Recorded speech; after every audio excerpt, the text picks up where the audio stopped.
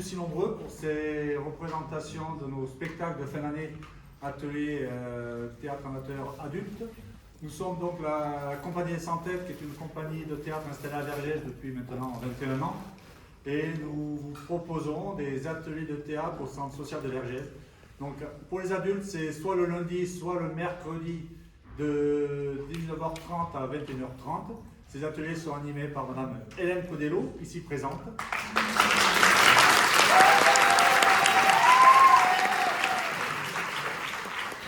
Nous proposons aussi des ateliers pour vos enfants, petits-enfants, etc. Le mercredi après-midi, enfants 14h, 16h, ados 16h, 18h, et ils sont animés par Hugo Martin. Bon, Hugo n'est pas là ce soir, parce qu'il joue à Vanda. Donc, les deux représentations de ce soir, si vous souhaitez les revoir ou si vous avez des amis qui souhaitent les voir, sachez qu'elles seront rejouées, reproposées vendredi prochain au centre social à partir de 20h. Voilà. Donc, vous allez voir ce soir, tout d'abord, scène de la vie courante de Camille. Ça dure à peu près une heure. Un drame de la vie courante. Un drame de la vie courante de Camille. Ça dure à peu près une heure, il y aura un quart d'heure, 20 minutes de battement. Et ensuite, la poudre aux yeux de la biche. Pendant le battement, si vous souhaitez aller aux toilettes, c'est la double porte et c'est en face. Voilà. Ce qu'on souhaite, si vous assistez à la première représentation, au moins pour les comédiens et comédiennes, pour Hélène, pour moi, c'est que vous restiez aussi pour la deuxième représentation. Voilà. Donc sinon, juste un dernier petit mot, si vous souhaitez vous initier au théâtre la saison prochaine, sachez que vous pourrez nous retrouver le samedi 29 août aux matinées portes ouvertes du centre social de Vergès et le samedi 5 septembre à Vergès Espace pour le forum des associations. Sinon, si vous êtes là, c'est que vous aimez aussi un petit peu le théâtre. Sachez que nous sommes organisateurs d'un festival de théâtre à Nagé-Solorgues le premier week-end du mois de mai. Là, je fais un peu de pub. Donc la prochaine édition aura lieu du 30 avril au 2 mai 2027 à Nagé-Solorgues. Et ce sera l'occasion pour nous d'utiliser la salle des fêtes que la mairie est en train de construire. Une très belle salle de 300-400 places à l'entrée du village. Voilà. Donc vous prenez note dans vos agendas. Maintenant, je vous laisse avec les comédiens et comédiennes des ateliers de théâtre amateur. Pensez aussi à vos téléphones. Merci de les mettre en mode silencieux, mode avion, ce que vous voulez, mais qu'on ne les entende pas pendant le spectacle. Voilà. Merci.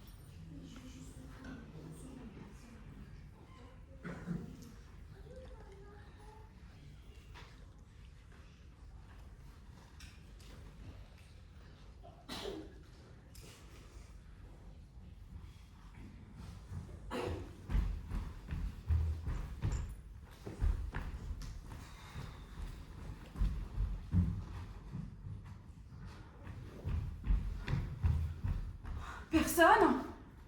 Encore personne? Cette semaine, combien d'entrées? Ridicule!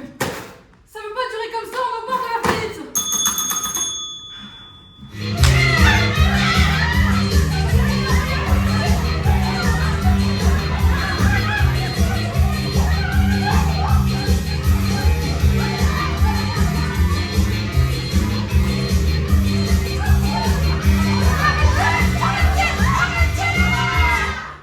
La salle!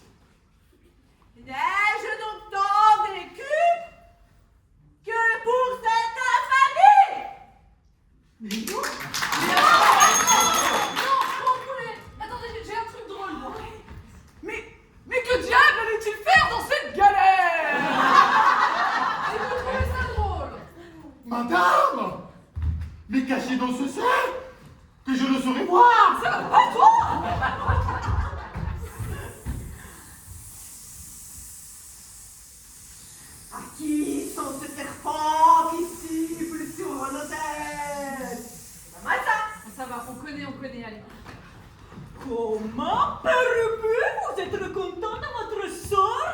De par ma chère père, je suis content. Merde. Mais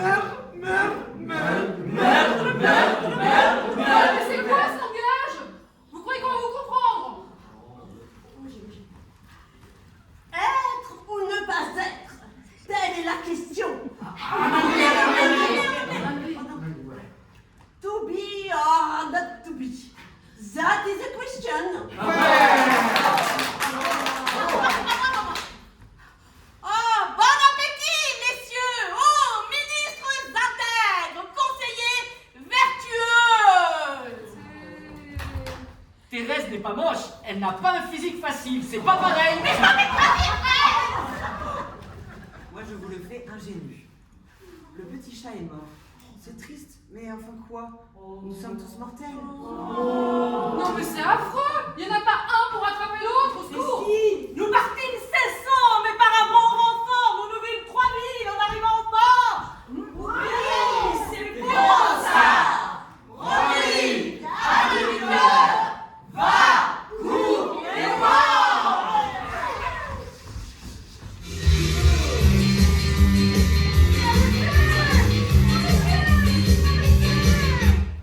Mais le public, il veut pas tout ça! Ce qu'il veut, lui, c'est de l'exotisme, de l'étrange, de l'ailleurs! Mais qu'est-ce qu'elle a? On va tous être virés. Ah, si ça continue, le théâtre va fermer, hein. J'en pleure encore devant la triste désolation du tiroir caisse. Que faire? Mes confrères aujourd'hui, ils jouent des pièces allemandes, anglaises, autrichiennes, russes, tchécoslovaques. C'est surprenant, c'est moderne. C'est des auteurs, quoi.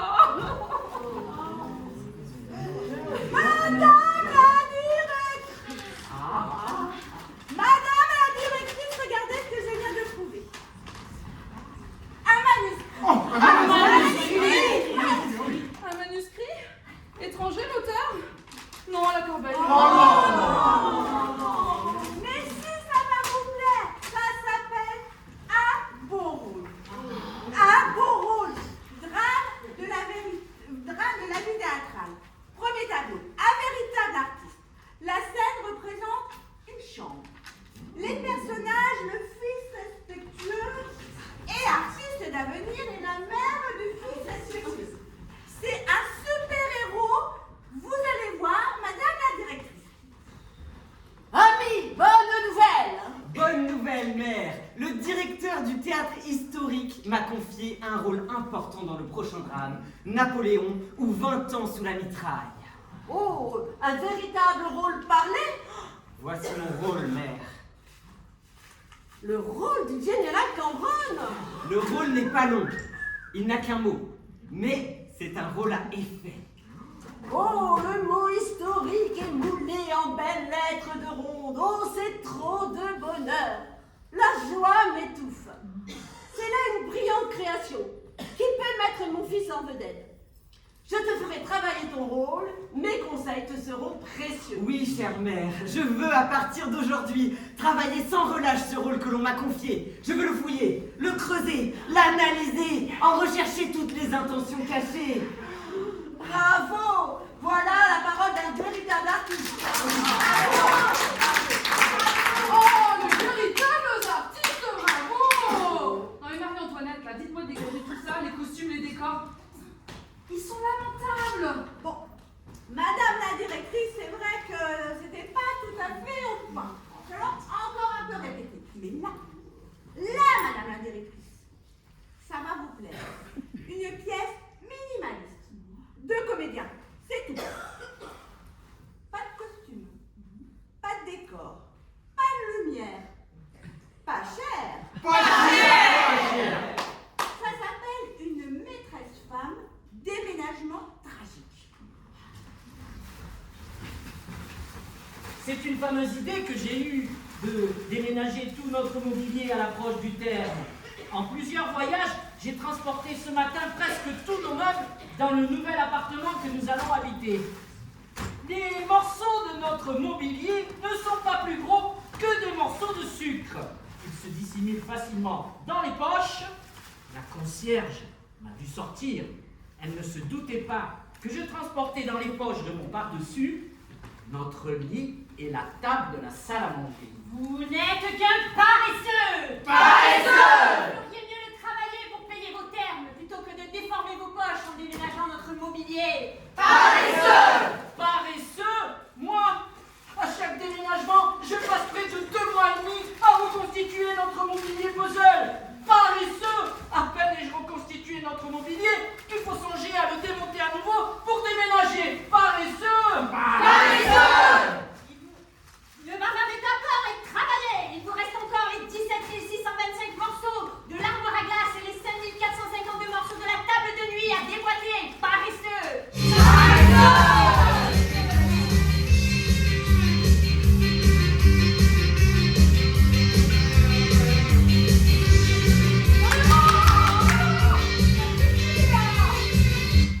C'est un théâtre ici, pas un carnaval. Oh, mais quelle bonne idée vous avez trouvé là, madame la directrice. Quelle bonne idée, le public va adorer. Moi, j'ai trouvé ça. Carnaval tragique. Premier tableau. Entre amants. Allez! Mon mari est parti en voyage. C'est aujourd'hui mardi gras. J'attends mon amant qui doit me conduire au bal masqué. Au bal masqué, ohé, ohé. Et danse, au bal masqué. On ne peut pas s'arrêter. Ohé! Chère femme infidèle, me voici déguisé en toréador. Comme tu es beau sous ce costume de soie et d'or.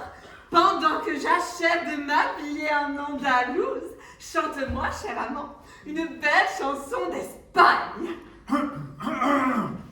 Connaissez-vous Carmencita? Olé! Elle aimait un toréador. Olé! Le célèbre concombrita. Le célèbre concombrita. Concombrita, ça fait abattre le taureau. Car tout à coup, il pousse à un grand cri. Ah! Du coup, il a senti le chant. Cette chanson me trouble profondément. Mais ne perdons pas de temps.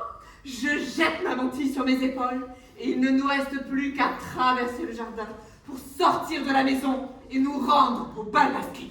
Partons. Au bal masqué, ohé, ohé. Elle danse au bal masqué. Elle ne peut pas s'arrêter, ohé, ohé, de danser. Ok, pourquoi pas? C'est pas mal.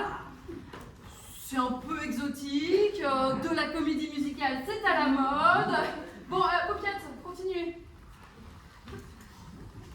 Bon, la suite. Carnaval tragique, deuxième tableau.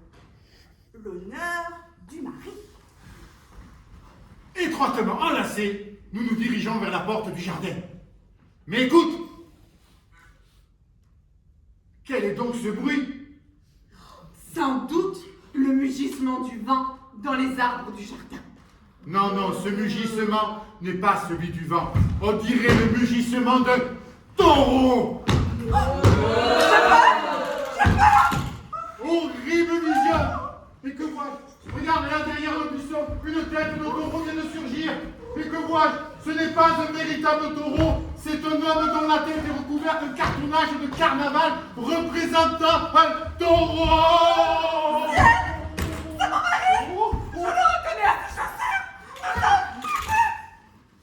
Oui, c'est moi qui viens venger mon honneur outragé. Il y a quelque temps, ayant intercepté une lettre de votre amant, madame, je sus que vous formiez le projet de vous déguiser, vous, en andalou. Et votre amant, un toréador, mobilisé de vengeance, s'était trouvé. J'achetai la tête de taureau en carton-pâte qui recouvre mon visage. Et je m'exerçais secrètement tous les jours à éventrer les mannequins à gros coups de corne. Car ne l'ignorez pas, monsieur le toréador,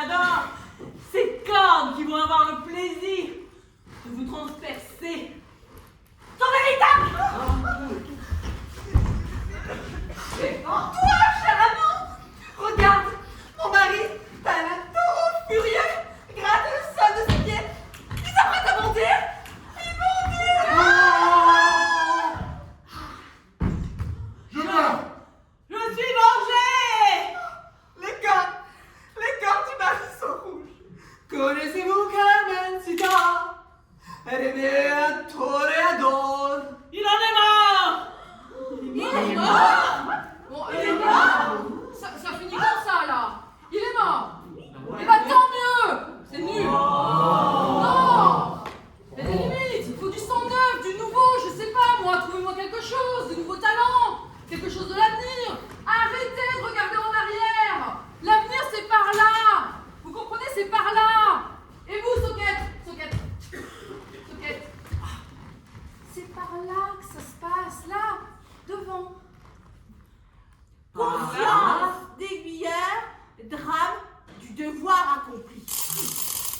Ainsi que nous le faisons chaque jour depuis 7 ans, nous allons sur la butte de la voie ferrée pour admirer le travail de l'aiguilleur Chambre. Son travail a augmenté d'intérêt depuis que la compagnie des chemins de fer l'a obligé par mesure d'économie à se peindre le crâne en rouge pour remplacer le disque avertisseur. Si la voie n'est pas libre, il lui suffit de baisser la tête pour que les mécaniciens aperçoivent son crâne de disque éclairé la nuit par une petite veilleuse. Mais le voici, il sort de sa maison située en face de la voie ferrée et se dirige vers son aiguille. Me voici à mon poste. Il est 7h30 du matin. Le rapide intérimaire va passer. La main posée sur mon aiguille et le regard décrivant l'horizon, j'attends. Conscience, devoir, abnégation, telle est la devise de l'aiguilleur. Conscience, devoir, abnégation, telle est la devise de l'aiguilleur. Mais voici justement le rapide intérimaire. Comme chaque jour, il s'arrête à 200 mètres de l'aiguilleur.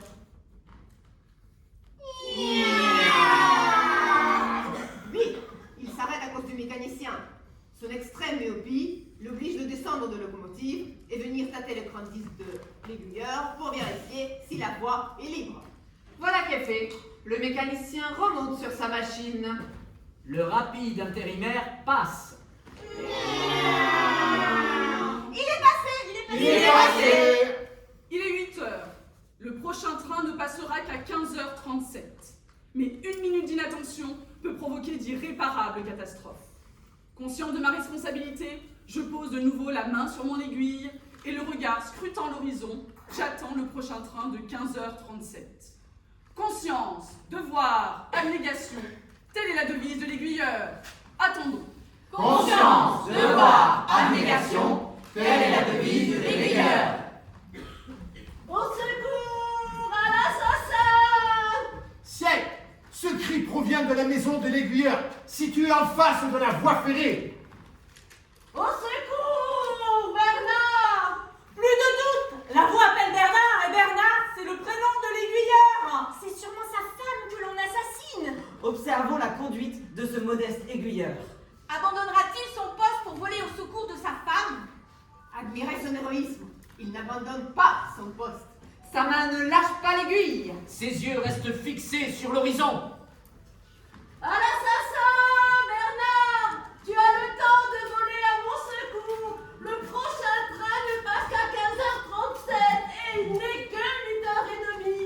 Tu as donc 7h07 avant le passage du train. Tu peux sans crainte abandonner ton poste et me secourir. L'aiguilleur va te faiblir. Il se raidit dans sa douleur. Sa figure reste impassible. Il ne quitte pas l'aiguille. Esclave du devoir, il reste sourd à la voix qu'il implore. Quel horrible supplice que le sien! Mais chut! La voix se fait entendre de nouveau. Au secours, Bernard! Je te répète, tu as plus de temps qu'il n'en faut pour me secourir. Ce silence soudain ne laisse présager rien de bon. La pauvre femme doit avoir succombé sous les coups de ses assassins. L'aiguilleur n'a pas bougé. Sa main ne tremble même pas sur l'aiguille prête à la manœuvre. Son œil interroge l'horizon. Félicitons ensemble cet homme grand parmi les grands. Nous nous inclinons chapeau bas devant toi, sublime aiguilleur. Qui vient de laisser assassiner sa femme sans rien dire pour ne pas abandonner son poste.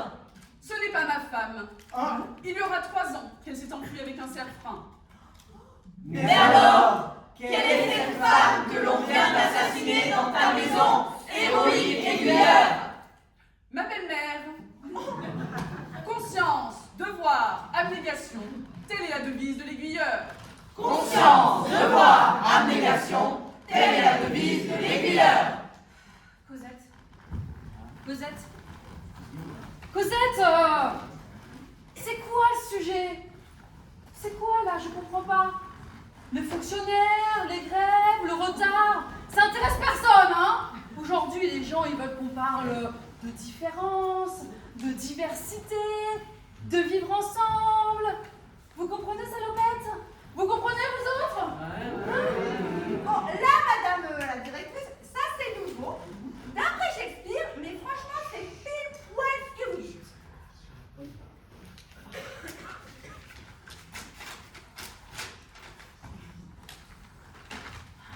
L'enfant de Roméo ou le fils de la haine? Ça ne marchera jamais. Vous les avez vus là? Mais si, prenez tableau haine de race. Haine de race, on est en plein dedans, madame la directrice. Faut voir. Faut voir. La scène se déroule dans le cabinet de travail du vieux Capulet, le vénérable Capulet. C'est le père. Enfin, j'interroge les archives de ma noble famille. Impossible de découvrir l'origine de la haine des Capulets pour les Montaigu et réciproquement des Montaigu pour les Capulets. Tant pis. Oh, mais voici Juliette, ma fille, qui pénètre dans mon cabinet. Père, je viens vous confier le secret de mon âme. J'aime Roméo, le fils des Montaigu. Il m'aime. Mariez-nous. Purgatoire!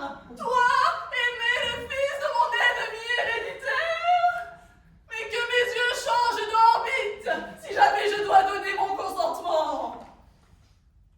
J'ai dit que mes yeux changent d'orbite! Change d'orbite! Non mais Ginette, c'est tout ce que vous avez trouvé là? Si, dans le deuxième acte, l'auteur nous met face au ravage de la tolérance. La scène représente le bal de coupe de Juliette. Minuit. Me voici devant la maison de Juliette. L'armoire à glace est attachée à son balcon. C'est le signal, je peux monter. Plaçons la vulgaire échelle de jardinier. Plaçons la vulgaire échelle de jardinier contre le mur et montons accrocher ma poétique échelle de soie. Maintenant, redescendons, enlevons la vulgaire échelle de jardinier et remontons définitivement par ma poétique échelle de soie. Mon cher Roméo, pour cause de haine héréditaire, mon père refuse son consentement. Chère Juliette, mes parents sont également inflexibles. La haine qui divise nos deux familles fait notre malheur. Nous n'avons plus qu'à mourir. Non, chère Juliette, j'ai consulté un vieil ermite de mes amis et il m'a donné un narcotique de sa composition. Je ne comprends pas. Tu vas comprendre. Le narcotique que nous allons boire nous donnera l'apparence de la mort pour une 60aine d'années. À notre réveil, la colère de nos parents sera sans doute calmée et nous pourrons nous aimer en toute sécurité. Mais cher Roméo, si je comprends bien, comme aujourd'hui nous avons 18 ans, à notre réveil nous serons âgés de 78 ans. 78 ans. Oui, mais ce merveilleux narcotique conserve la jeunesse. À notre réveil, nous serons aussi beaux et jeunes que le jour de notre mort. C'est merveilleux. Buvons. Buvons. La humanité, j'ai bien besoin d'un petit montant, moi. Ah non, mais attendez, madame la directrice, mais attendez, mais la suite, mais faut voir la suite. Troisième acte, 60 ans après, la scène représente une chambre. Debout, Roméo s'élève. Tout s'est bien passé. Nous avons dormi 60 ans sous l'influence du narcotique. Juliette, Juliette, réveille-toi, réveille-toi. Roméo, nous sommes aussi beaux et aussi jeunes que le jour de notre mort. Oui, nos parents sont morts depuis longtemps. La haine qui divise nos deux familles famille a fini par tuer tous les Capulet et tous les Montaigu. Nous sommes les deux descendants, les seuls descendants des deux familles ennemies. Oh, mon cher Roméo, non, car je vais être mère. Mère! Oui, avant de prendre le narcotique, j'avais oublié de te dire que j'étais déjà enceinte. Mais c'est insensé! Mais c'est insensé! Mais alors, tu es enceinte de 60 ans? Et je pouvais pas mettre au monde mon enfant pendant mon sommeil. Ah! oui, C'est vrai que tu dormais. Et là, le final est explosif. 4e acte, l'enfant de la haine.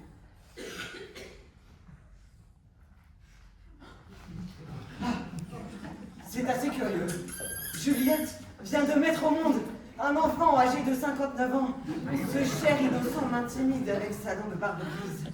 Mon père, je vous maudis.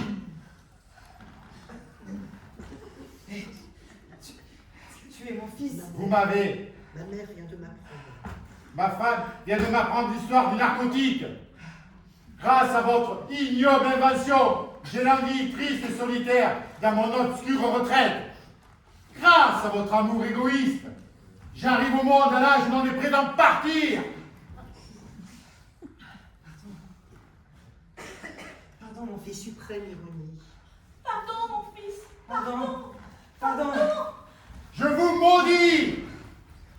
Comprimé pendant 59 ans dans le sein de ma mère, je n'ai pu me développer normalement.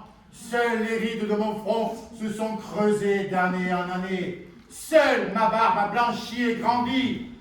Soyez maudits pour infliger à un sexagénaire l'humiliation de se voir emmailloté dans des langes de nouveau-nés.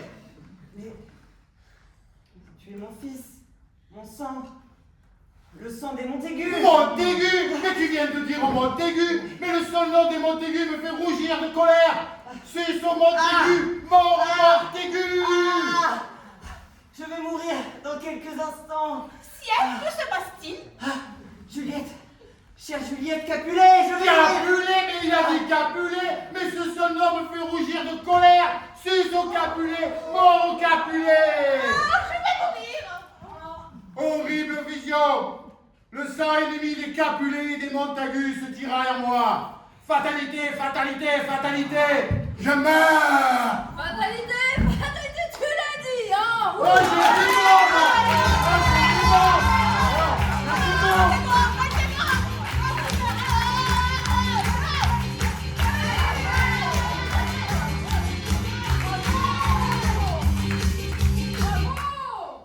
Et vous croyez que c'est comme ça qu'on va remplir la salle? Mais t'es là, c'est moi le plancher, mon camarade!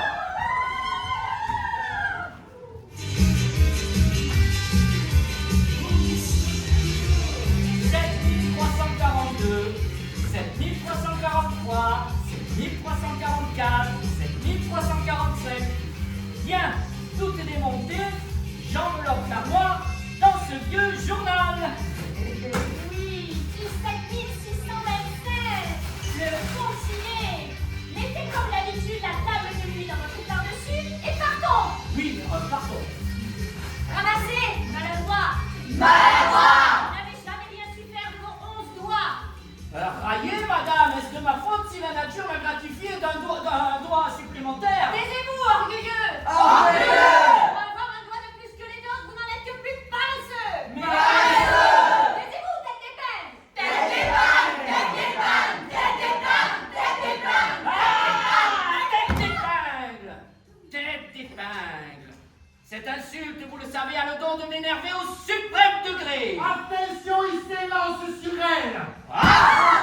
Il lui serre le nez avec un casse-noisette. Il lui ferme la bouche avec une pince à sucre. Il lui tire les oreilles avec des élastiques. La maîtresse femme tombe étouffée. Il prend une scie. Lâche-toi. Coupe mon sang. Petit morceau. Regardez les pilules dans le papier journal. Bien!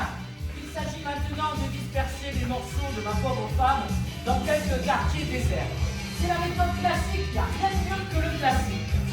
Ah, mais où j'ai mis le sac contenant l'armoire à glace? Oh, rien ne me fait perdre la tête.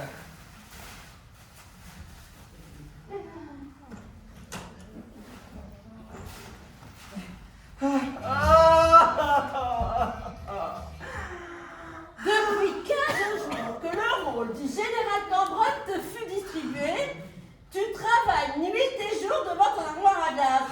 Tu te surmènes. Prends quelques instants de repos. Non, mère! Je sens que je peux faire mieux. Merde! Merde! Tu es trop difficile pour toi-même, cher enfant. Je t'assure que ce matin, tu as lancé ton bourg de Cambronne d'une façon sublime. J'en avais les larmes aux yeux. Non, mère! Je n'ai pas encore donné ma mesure. Permets que je continue l'étude de mon rôle. Il y a 1000 façons de prononcer le mot légendaire. Mais quelle est la meilleure? Quel était l'état d'esprit de Cambronne quand il répondit aux ennemis le mot qui l'a immortalisé? A-t-il répondu avec colère comme cela? Merde! Merde! Ou bien avec ironie? Merde! Merde! Ou encore avec éclat? Merde! Merde! Ou avec dédain? Merde! Merde! Ou avec désespoir? Merde! Avec désespoir, ça c'est sublime. Mais qu'est-ce qu'elle fait? Elle dort? Elle aurait pas pris un truc un peu... Un cocktail avec de l'alcool, et ben, c'est pas bon ça! Ça se la bouge. Mais non, elle rêve. À quoi? Il faudrait lui trouver un texte un peu plus croustillant. Avec de l'exotisme, de l'amour, du suspense. Et ça se passerait alors sur une île perdue au milieu de l'océan. Ou au cœur de la forêt vierge. C'est ça, la forêt vierge. Personne ne l'a jamais fait. La forêt vierge, la chaleur tropicale, les araignées jaunes et les cris des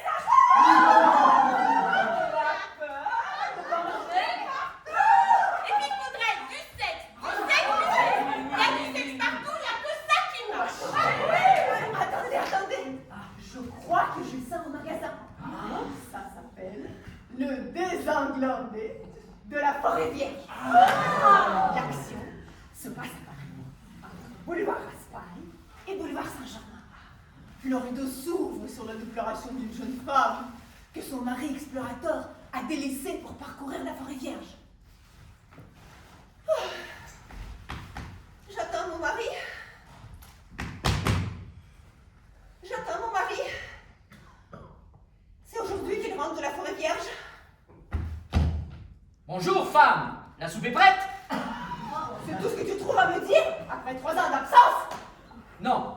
Je t'annonce aussi avec ménagement une mauvaise nouvelle. Je suis désenglandé. Non, désenglandé. Désargenté. Non, désenglandé. Une nuit, pendant mon sommeil, je fus surpris par une troupe de singes qui me firent prisonnier. Cette troupe simiesque avait pour chef un très vieux roi de singes.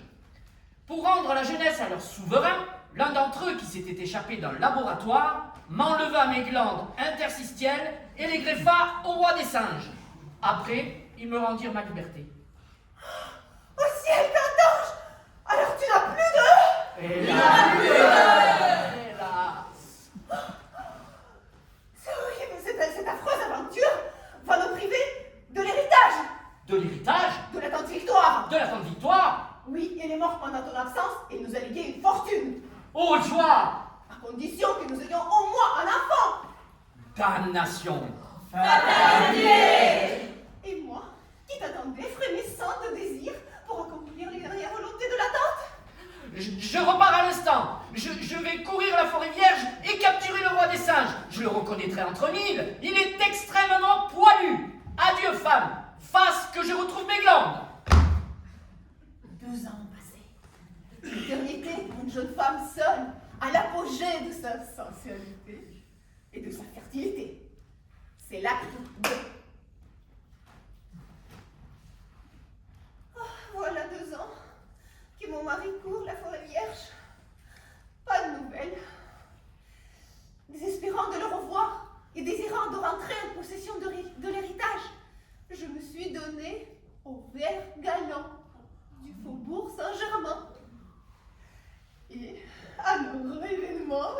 récompenser mon terrible sacrifice. Et dans quelques jours, je serai mère. Oh, qu'entends-je? Un bruit de botte? Je suis perdue! Bonjour, femme. Je reviens bredouille. Mais que vois-je? Ah, misérable! Je te jure, c'est ma par amour! Ah, purulence, putréfaction! Pendant que je courais la forêt vierge à la recherche de mes glandes, madame! C'est uniquement pour l'héritage! Qu'importe! L'enfant qui va naître est l'enfant de l'adultère! Qui est votre complice? Son nom, sa profession, son adresse! Le Père galant du faubourg Saint-Germain. Adieu, madame! Je vais venger mon honneur! Oh là là! Tous les ingrédients sont réunis pour faire de cet affrontement un bain de sang! C'est l'acte 3! Mais quel est ce vacarme? Ciel, le mari! Monsieur, je vais vous tuer! Je me tiens à votre disposition, je suis gentilhomme. Mon petit monsieur, plus je vous regarde, et plus je me demande comment vous fûtes capable de me faire cocu. Monsieur, je ne vous permets pas de remettre en cause ma virilité. Elle m'a coûté bien assez cher pour que j'en sois fière. Hein? Que voulez-vous dire? Je veux dire que j'ai payé bien assez cher une opération absolument contre la serre que vous firent subir les singes. Comment? On vous a greffé des glandes de singe? Oui, un singe extrêmement poilu. Il est là. Je l'ai fait empailler. Ciel! Mais c'est lui! C'est le roi des singes! C'est mon voleur de glandes! Beau spécimen. Mais alors, si vous avez ces glandes, ce sont les miennes! Je ne suis plus cocu et l'enfant est de moi! Oui, peut-être. Ah, je vais pouvoir sans rougir toucher l'héritage de la tante Victoire! Oh, joie! Mais rendez-moi mes glandes! Je vous préviens, monsieur, je ne partirai pas sans mes glandes! Inutile de crier, monsieur. Je suis honnête homme. Vous les recevrez ce week-end. Un cauchemar! Je sais plus. Un auteur qui n'écrit que des textes ineptes. Il m'a envoyé son manuscrit. Un chef-d'œuvre. Ah oui, tout le monde qui a dit qu'il a vu dit que c'est un chef-d'œuvre. Ça se passe chez un naturaliste. Vous savez ce que c'est un naturaliste? Bon, c'est celui qui empaille les têtes de chevaux, les têtes de taureaux, là, comme au-dessus des cheminées. Ah, c'est trop beau! Bon, bref! Ça se passe chez un naturaliste. Bon, allez-y, un chef-d'œuvre. Alors, le théâtre représente une boutique de naturalistes. Le naturaliste seul. Voici un client. C'est tout! Un chef-d'œuvre, je vous dis! Allez, deuxième acte, allez. Que désirez-vous, monsieur? Me faire empailler tout de suite. Je paierai bien. Passons dans votre atelier. Troisième acte. Allez, il aura pris costume, maquillage et rideau.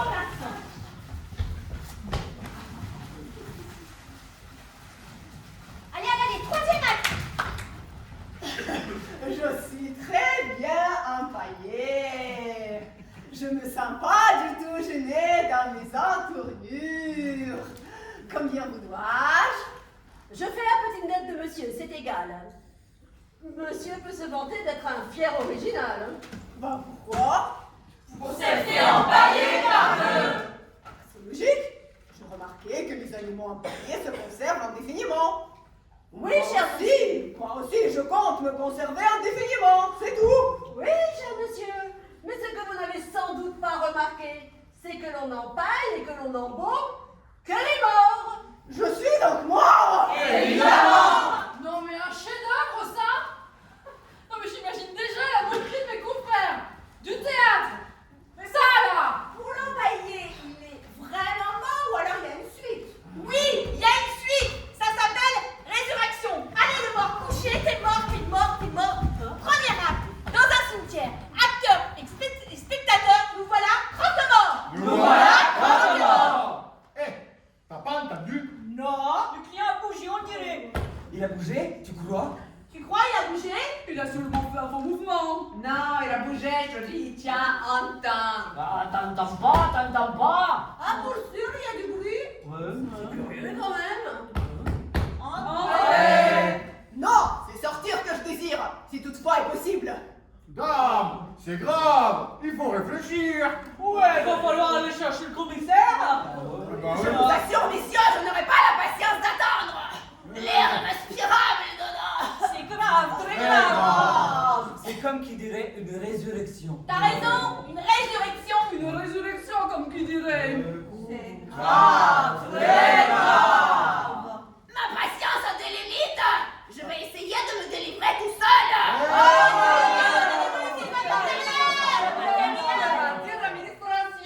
Non, non, mais arrêtez, arrêtez là. bon, on va vous sortir de là, mauvaise tête. Alors dépêchez-vous, je ne réponds pas de la casse.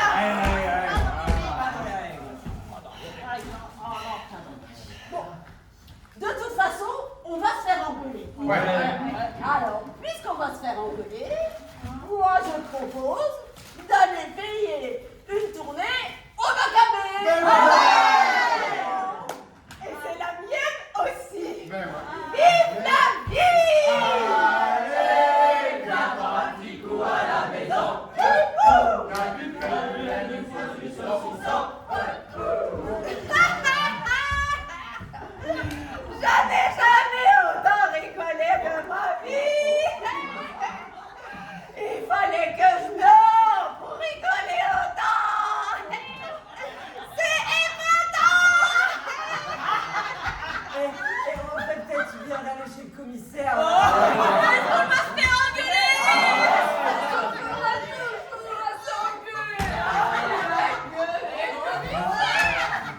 Alors moi je dis qu'on devrait payer notre tournée au Macabé.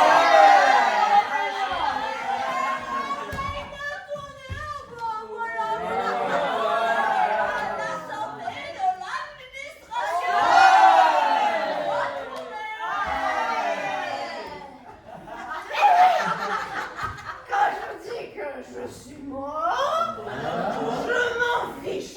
Parce que si je suis mort, c'est pour longtemps, pas vrai? Non! C'est la preuve que je vivrai vieux! Allez, viens boire un petit coup à la maison. C'est incroyable. Comment peut-on encore écrire des exercices pareils? Non mais, il n'y a plus de limite en fait. Il n'y a plus de respect, hein. Et il croit faire rire avec ces textes grotesques. Textes grotesques. Ouais. Non mais, qui croit encore en la réincarnation? Ouais, vous peut-être. Ou bien vous. Ou vous, là, ça m'étonnerait même pas, là. Non mais, réincarné ou les mystères de l'inconnu. Un chef-d'œuvre. Réincarné ou les mystères de l'inconnu. Le théâtre représente un salon de jeu. Les trousses volages. Le silence et la guerre. Ah, serez-vous toujours inflexible? Je vous adore. Chut, mon mari pourrait l'entendre. Ah. Oui, j'ai assisté à une conférence sur le mystère de la réincarnation. Et la conférencière voyante m'a même révélé. Eh bien voilà, il paraît, d'après la voyante, que mon âme fut incarnée jadis dans le corps de Roméo.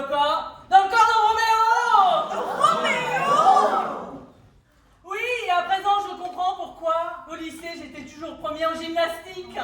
Et pourquoi je grimpais à l'échelle de corde mieux que les autres. Ah, c'est un souvenir de ma vie antérieure lorsque je montais embrasser ma Juliette sur son balcon. Roméo, depuis 8 jours, je suis tienne. Dès l'instant où j'ai su que tu étais la réincarnation de Roméo, je n'ai pu me refuser. Fascinateur d'amour. Ton mari, barbu, n'est pas là? Non, il est allé cet après-midi consulter la fameuse voyante Spirit. Mais le voici! Ah, cher ami, si vous saviez, savez-vous de qui je suis la réincarnation? Savez-vous qui j'étais autrefois dans une existence antérieure? J'étais Juliette Capulet, l'immortelle amoureuse de Roméo. Juliette! Lui, Roméo, quelle coïncidence! Dire que c'est lui qui fit battre amoureusement mon cœur de jeune fille. Dire que c'est toi, mon Roméo. Te souvient-il de nos tendres baisers sur le balcon au clair de lune? Dis, mon Roméo, t'en souviens-tu? Je vous demande pardon, un rendez-vous urgent. Roméo, il est parti! Il est parti! Roméo! Roméo! Roméo! Roméo! Mais c'est que ton mari, Barbu, se croit la réincarnation de Juliette, la vie est impossible. Dès qu'il me voit, il me fait les yeux doux, il soupire de façon grotesque en évoquant notre soi-disant amour d'il y a plusieurs siècles. Misérable Roméo! Infidèle amant! Tu as trahi Juliette avec cette femme! Tu vas mourir! Au secours! L'âme de Juliette réincarnée dans mon cœur réclame vengeance. Meurs donc, perfidamment!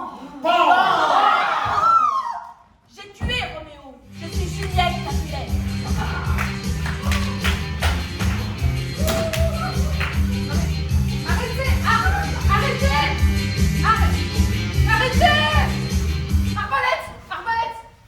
Arrêtez le massacre! C'est complètement ringard votre histoire là! Où voit-on des hommes tombés amoureux d'un autre homme? Non mais ça n'existe pas! Un peu de morale, que diable! Hein? Quoi? Qu'est-ce que vous allez regarder comme ça? Non! Révisez vos classiques un peu! Roméo et Juliette, ce sont des hommes? Non! Tristan et Isolde, ce sont des hommes? Non! Emmanuel et Brigitte, ce sont des hommes? Oui! N'importe quoi! Non mais je sais pas, moi! Trouvez-moi une histoire d'amour qui fait rêver, avec une vraie femme, une femme de caractère, une maîtresse femme, quoi! Allez, Voici Lucrèce, une femme. c'est elle, Lucrèce? Chaste gentilhomme, refuse encore mon amour. Oui, rien n'y fait, ni supplication, ni menace. Le chaste gentilhomme veut rester fidèle à sa fiancée, la pure et divine Lorenza. Mais le voici qui vient. Je vais essayer une suprême tentative de séduction. Vous m'avez mandé près de vous, madame. Oui. Ah! Je vous en supplie, ne me regardez pas ainsi. Il est de telles œillades qu'un chaste gentilhomme ne peut supporter sans rougir. Enfer, tu me résistes encore. Apprends que l'on ne dédaigne pas impunément l'amour de Lucrèce Borgia. Oh là, mes hommes d'armes, que l'on s'empare sur le champ du chaste gentilhomme et qu'on l'enferme en lieu sûr. Je ne t'aimerai jamais, Lucrèce. Tu n'auras pas mon amour. Je n'aimerai jamais que la pure et divine Lorenza.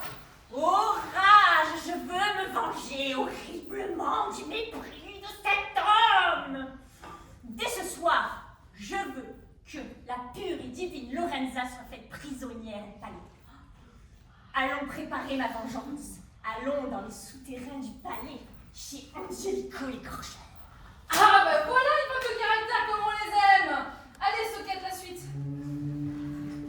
Les drames du palais Borgia, chez Angelico et Corchel. La nuit doit bientôt tomber à la surface de la terre. Ici, dans les souterrains du palais Borgia, je vis dans une nuit éternelle, une nuit de sépulcre. Ah, la terrible et lugubre besogne de la mienne.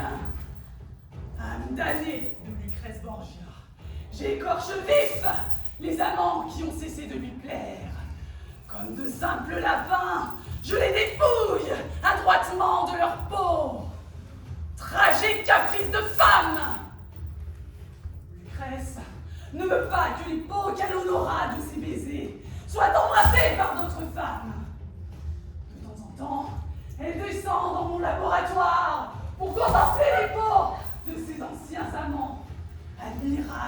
conservés par mes merveilleux onguents. Quant aux malheureux écorchés vifs, ils gémissent lugubrement à la souterrain du souterrain, en réclamant leur peau d'une voix plaintive.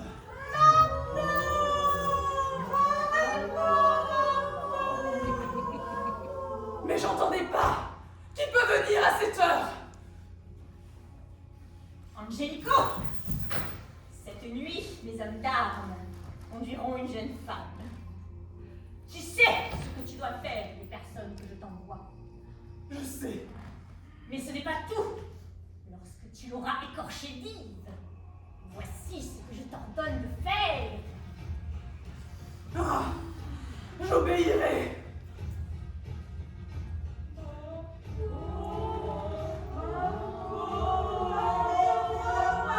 Ce n'est rien, ce sont les écorchés. Remontons. Allons préparer ma vengeance. Adieu. Et Angelico, exécute fidèlement mes ordres. Adieu. Les drames du palais Borgia. Troisième tableau. Voici 8 jours que la pure et divine Lorenza est entre les mains d'Angelico l'écorcheur. Ma vengeance est prête. J'ai fait venir le chaste gentilhomme pour lui réserver une douce surprise. Je suis touchée de ton amour sincère pour la pure et divine Lorenza. Pour que la fête soit complète, j'ai fait venir ta fiancée pour que tu puisses la serrer dans tes bras. Faites entrer la pure et divine Lorenza. Mais Tiens, chaste gentilhomme, embrasse ta fiancée. mais quelle est cette plaisanterie, madame? Ce n'est pas une plaisanterie, tu as devant toi ta fiancée, la pure et divine Lorenza. Pour me venger de ton dédain, j'ai fait enlever ta fiancée et je l'ai confiée au bon soin de mon fidèle Angelico. Sur mes ordres, il a dépouillé de sa peau satinée la pure et divine Lorenza. Et l'a remplacée par cet vieux soldat que j'ai fait écorcher vif pour la circonstance. Mais... horreur! Ce n'est pas possible! Hélas, oui, c'est moi, mon cher fiancé. Quoi? C'est toi, chère Lorenza? Ne crains rien. Non, Malgré cher... l'horrible vengeance de Borgia, je t'aime toujours. Qu'importe le physique, c'est ton âme que j'adore. Non, cher fiancé, je ne suis plus digne de toi. Regarde ce visage grotesque. Je ne vois que mon amour. Regarde ce nez rougi par l'intempérance. Je ne vois que mon amour. Regarde cette longue barbe poivre et sel. Je ne vois que mon amour. Oh, c'est trop de bonheur. Toi, tu peux m'aimer encore? Ah, je t'adore. Lucrèce, tu ne triomphes pas. Notre amour est plus fort que ta haine. Partez, partez. Oui, partons. Viens, ma Lorenza. Loin des regards indiscrets, nous pourrons vivre encore de bien douces minutes. Mais, pour éviter le scandale, devant le monde, je t'appellerai grand-père.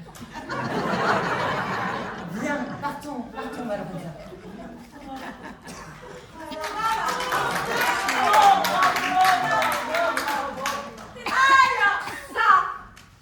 Alors ça, madame la directrice, ça c'est moderne, hein? On ne sait plus qui est qui. Mais on ne juge pas. Ça, c'est moderne. Moderne, ça? Non, mais vous savez ce que j'en pense? Vous êtes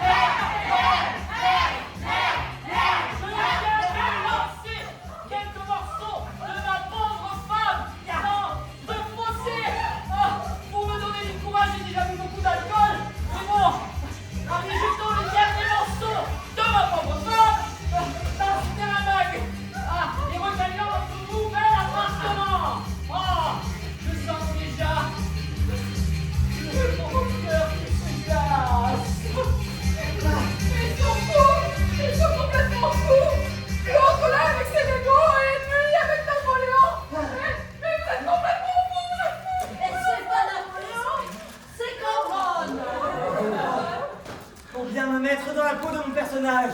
Me voilà à la plaine de Waterloo, où fut prononcé le mot historique. Ah!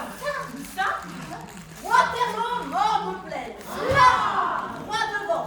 C'est là où le général Cambronne résista héroïquement, au milieu du dernier carré. Vas-y, mon fils. Ah oui, ici, je sens que je vais trouver l'intonation juste. L'intonation véritable, l'intonation qui remuera les foules. Ah oui, l'ombre de Cambronne m'inspire. Mais Ah, je viens de regagner notre nouvel appartement. Le jour va bientôt se lever. Je vais pouvoir commencer à constituer notre mobilier. Ah, mais où ai-je mis les morceaux de l'armoire à glace? Ah, ciel, ma femme! Je comprends tout. Comme j'avais bu beaucoup d'alcool, je me suis trompé de paquet. Mais j'ai jeté les morceaux de l'armoire à glace et je vais donc constituer ma femme.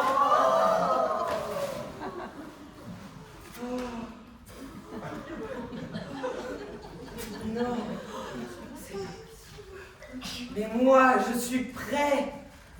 Je suis prêt, je le sens. Ah, je le sens, je suis prêt. Madame la directrice, tout le monde est arrivé. Le public est là. On va faire un tabac.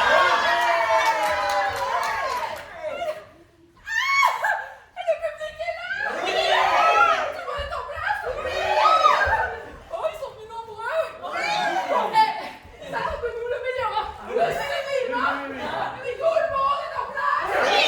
Ok. La délicieuse odeur de la salle qui frémit derrière le rideau! Enfin, le grand jour. Madame la directrice! Madame la directrice!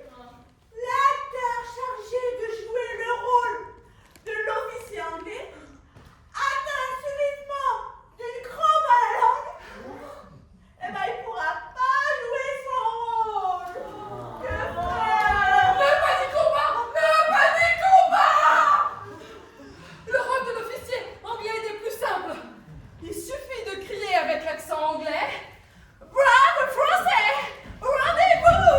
C'est simple, il suffit de remplacer là. De donner la roue là. Allez, hop, hop, hop, on y va! Brave français, rendez-vous. Stupide! Pourquoi comprendre? Ne répondez pas. Brave français, rendez-vous. Je ne peux pas. Brave français, rendez-vous. Je ne peux pas lui répondre ça. C'est ma mère.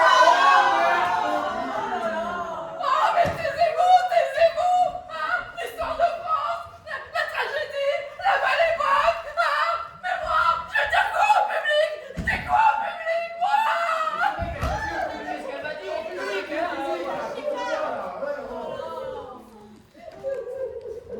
On ne trouve pas de tort? Non. Pas de problème. On n'a qu'à l'inventer. Vous me voici, vous me voilà. Je suis Camille qui te détraque. Je suis Camille, vous me voilà. Vous me voilà! C'était Camille qui tout détraque! C'était Camille, vous me la valide! Madame la directrice, il y a un esquimau qui demande si nous pouvons le recevoir. Un esquimau? Ah oui, oui, voici sa carte.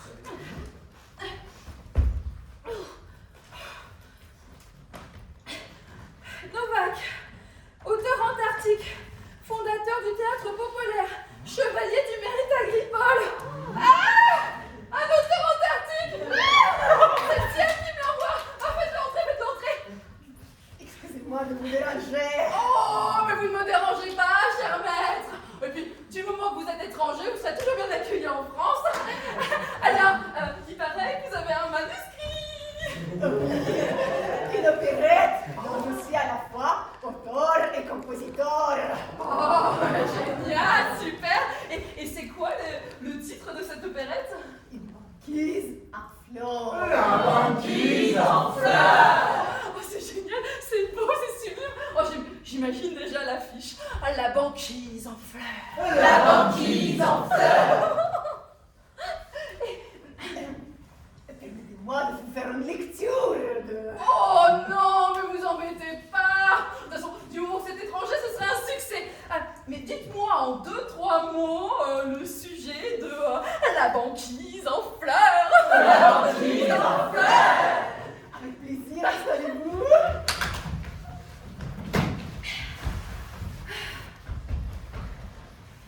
Alors, l'action se passe dans un village esquimau. Décor, océan glacial.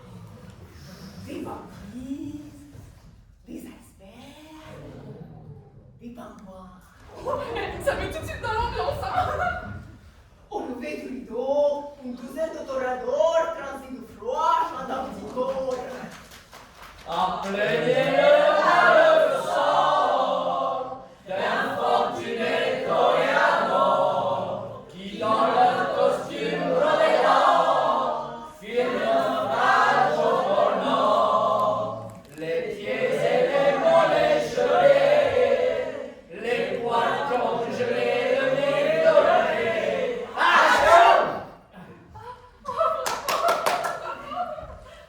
Les toradors expliquent aux Esquimaux que... Nous nous étions embarqués de Cadix pour aller combattre aux corridas mexicaines. Allez! Hélas, notre navire, défoncé par un banc de poissons-ci, s'abîmera dans les flots. Réduits à la promiscuité d'un radeau de survie, nous errions à la dérive quand nous heurtâmes votre beau pays de glace éternelle. Avec eux, sauvé également par miracle, il se trouve Marquis de la Ramona de la Chemina Le marquis de la Ramona de la Chemina, c'est moi. et la célèbre danseuse andalouse Argentina. Argentina, c'est moi. Oh, merveilleux, merveilleux. Marquis de la Ramona de la Chemina est un sort de vieux beau qui courtise Argentina, mais celle-là l'envoie promener. Va te promener. Car à peine arrivé au pôle Nord, son cœur vient de s'enflammer pour un jeune et beau chasseur de phoques. C'est moi à qui elle chante passionnément. Ah, viens, tu m'emballes. Viens, mon esquimau. Viens, mon esquimal. C'est un esquimau. Mais le bel Esquimau résiste à la belle d'Argentina, car il aime Nanouquette, la jolie blanchisseuse. Nanouquette, c'est moi. C'est alors que le marquis de la Ramona de la Chemina est conduite par la belle Argentina, Va te promener. s'en alla conquérir la jolie Esquimau de Nanouquette et la demanda en mariage à ses parents. Les parents de Nanouquette, c'est nous. Très impressionnés par les titres du marquis, nous lui accordons la main de notre fille. Le mariage est prévu pour la prochaine nuit polaire qui, vous le savez, dure 6 mois. Touché par le désespoir de Nanouquette, Argentina, bonne fille, se substitue à la jeune mariée esquimaude et prend sa place dans la chambre nuptiale, plongée dans l'obscurité de la nuit. Pour elle. Oh, c'est merveilleux. Continuez, continuez. Au troisième acte, qui se situe 6 mois plus tard, à la fin de la nuit polaire, on voit. Et là, madame la directrice, on voit Sortir de la chambre nuptiale, traîner dans un fauteuil à roulettes, le marquis de la Ramona de la Chemina, rendu complètement gâteux par cette formidable nuit de noces de 6 mois. 6 mois la nuit de noces. 6 mois. Oh, c'est tellement un succès cet hiver, j'en réponds. Bref, tout se termine au mieux. Le marquis Ramori rend sa liberté à Nanouquette qui va pouvoir épouser son beau chasseur de phoques. Une fête s'organise pour fêter les fiançailles des deux amoureux. Les banquises sont fleuries comme des compteurs vénitiennes. Les icebergs sont illuminés. Dans mes bras, Esquimau de mon cœur. Embrassez-moi en hommage. C'est un succès. Enfoncez les opérettes allemandes, anglaises, tchécoslovaques, russes, danoises. Vive l'opérette espagnole. Ils acclament la banquise en fleurs. Ils vous réclament, Novak, ils vous réclament ici. Oui, et je vais révéler au public que je ne suis pas plus esquimau que vous. Je m'appelle Camille. Je suis auteur et compositeur français. J'ai inventé cette histoire d'Esquimaux pour pouvoir y jouer. Je m'appelle Camille. Voilà ce que je veux leur dire. Mais vous êtes fous! Mais vous êtes fous! Cette pièce est assurée pour être un triomphe! C'est le succès assuré! Restez Esquimaux, Novak! Restez Esquimaux, taisez-vous! C'est tellement plus parisien! Mais le théâtre là, il est sauvé!